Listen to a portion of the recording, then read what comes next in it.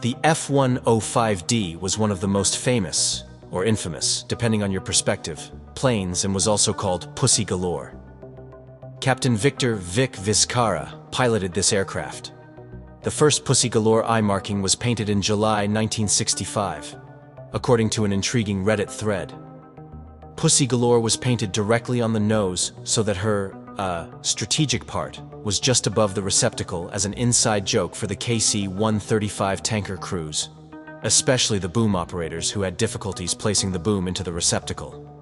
She was given the same name as the executive pilot who flew the evil Goldfinger in the eponymous James Bond movie. Ms. Galore and the tankers had a difficult first encounter.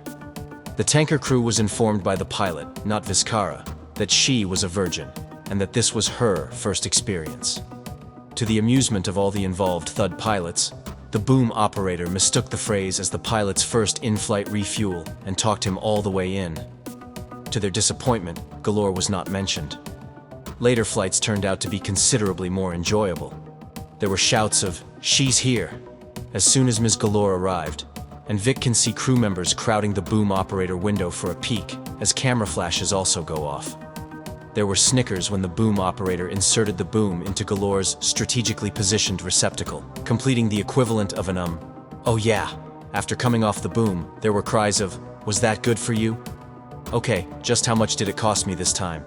Take good care of her now," and "God damn it, there go another $100 down the drain," can be heard. Both sides reacted to those with a good deal of laughter, snickering, and smiles. Sadly, everything eventually came to an end. During a dreaded journey downtown, the original Pussy Galore was shot down in 1967, leaving the pilot missing, not Vic.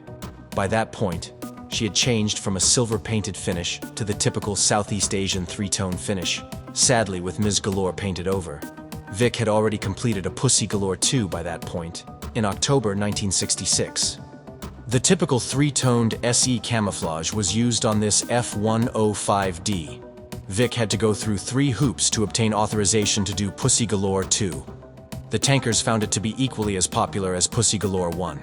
Sadly, this aircraft likewise failed to land. Pussy Galore 2 was dispatched to Taiwan for a crucial significant maintenance and overhaul operation during the bombing lull LBJ authorized in 1968. She, unfortunately, sustained severe damage in a ground collision accident and was written off completely. The marking itself, though, didn't last that long. It was found out by the new wing commander 3 weeks after application. Robert Scott, a legendary pilot from World War II, served as the commander. He suddenly grew apoplectic and demanded that Galore be removed right away. So the Pussy Galore tale comes to a close. How well known was Pussy Galore? On a necessary R&R trip to Guam, Vic and his fellow Thud pilots broke into the local watering hole. They were immediately met by several KC-135 tanker crews. Their Thud patches allowed them to identify them.